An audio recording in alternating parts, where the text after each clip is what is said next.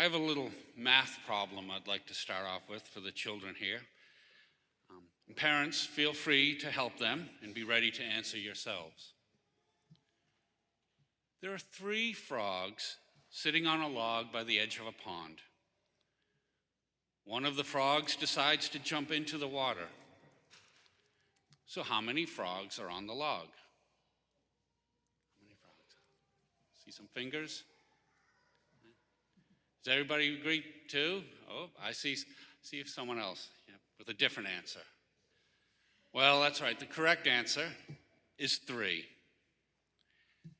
The frog may have decided to jump in, but he did not actually jump in.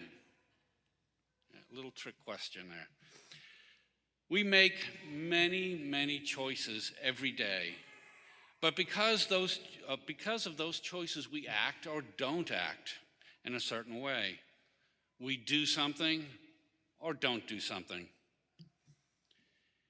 In the first reading from the book of Sirach, we heard, "Before man is life and death, good and evil. Whichever he chooses shall be given to him."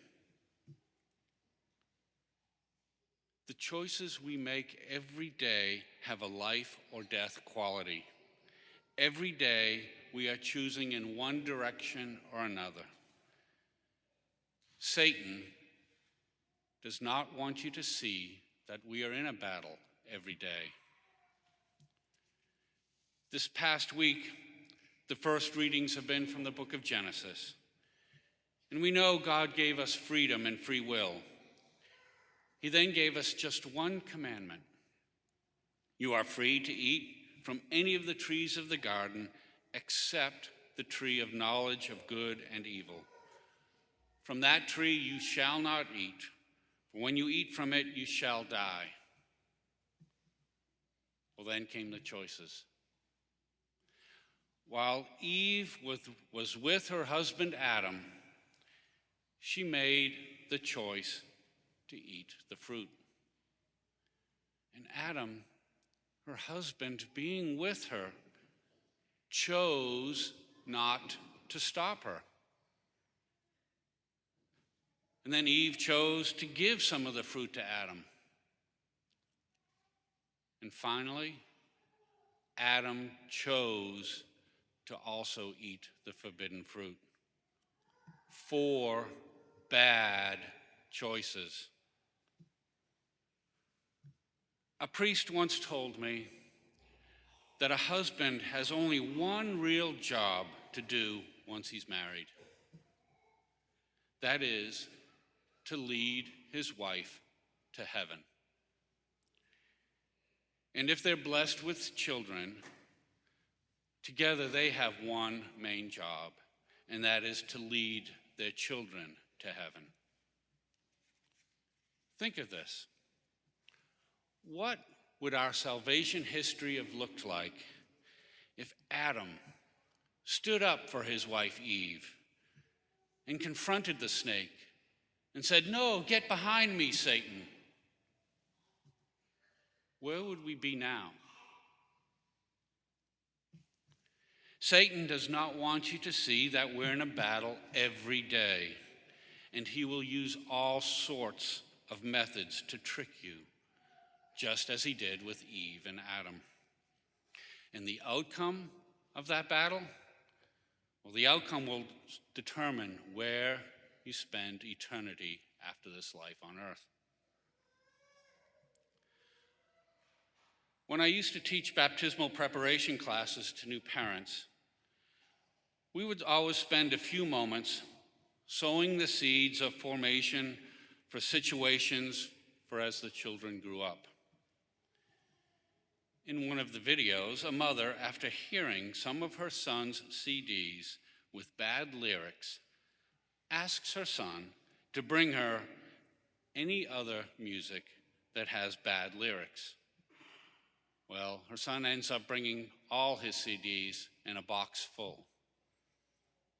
The mom goes on to say that when she dies, she'll have to be the one answering for why her son listened to that kind of music. Her son, when asked, would be able to say, "My mom let me." I always tell new parents, when selecting a TV show or a movie to watch, or listening to music, just imagine that Bishop Jugas is there with you. Is it something he would enjoy, or do you think he might be offended and have to leave? If you think the bishop would be leaving, well, then I don't think you should be watching or listening to that. How do we overcome sin and temptation? In our gospel, Jesus said, "If your right eye causes you to sin, tear it out and throw it away.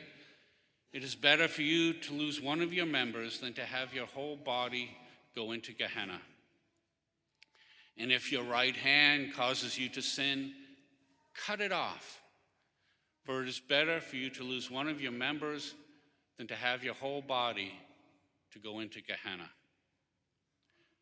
Now, Jesus was speaking metaphorically.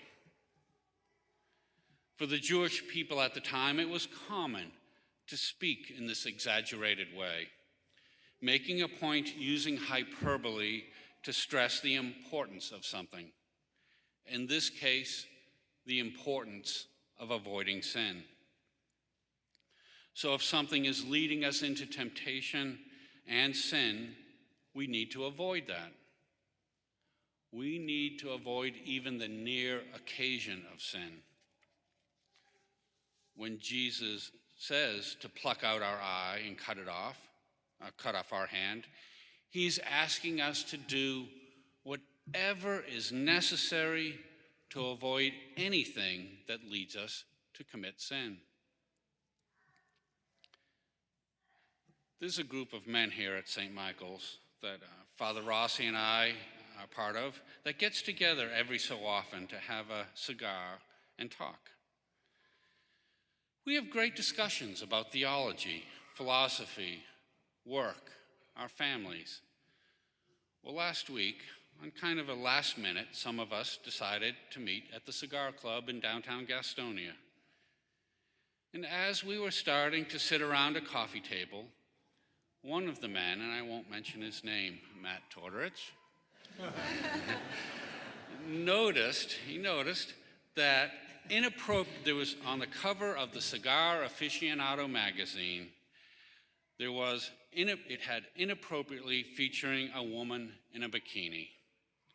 Before even sitting down, he immediately flipped the magazine over face down with righteous indignation.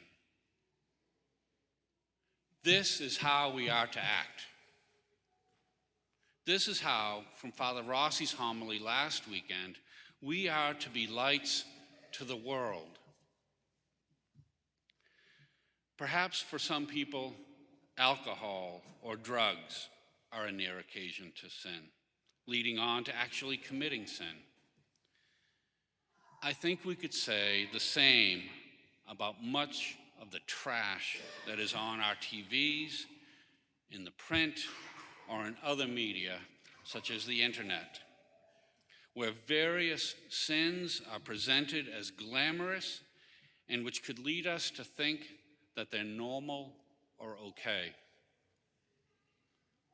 St. Teresa of Calcutta reportedly said about the TV, "We have a tabernacle to Jesus in the church, and we have a tabernacle to Satan in the home." It's pretty powerful. If she were speaking now, she might say the same about a computer or the smartphone. Do we allow bedroom doors to be closed when computers or phones are used at home? Jesus is asking us to reflect on our lives, to see if anything is leading us in the wrong direction, and if so, to take steps to remedy it. God gave us the 10 Commandments to help us follow his will, to make good choices, and to avoid mortal sin. And over time, The Jewish tradition had 613 commandments for the people to follow. Yet, as we know, more commandments and laws did not lead to less sinfulness. Neither did it lead to more holiness. In the gospel today, on the surface, it seems that Jesus is adding even more commandments for the people to follow with each time that he says, "You have heard it said, but I say to you." But in reality, he is making it much simpler, much easier for the people to understand. He is teaching them about how to fulfill all the laws and all the commandments.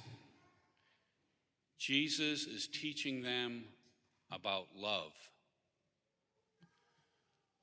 Further on in the Gospel of Matthew, Jesus will sum up all the commandments and all the laws with just two.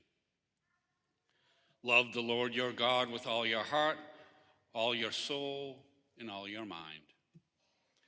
And the second, love your neighbor as yourself. For if you love your neighbor as yourself, you would not get angry with your brother. You would not say to him, "Raka." You would never say to anyone, "You fool."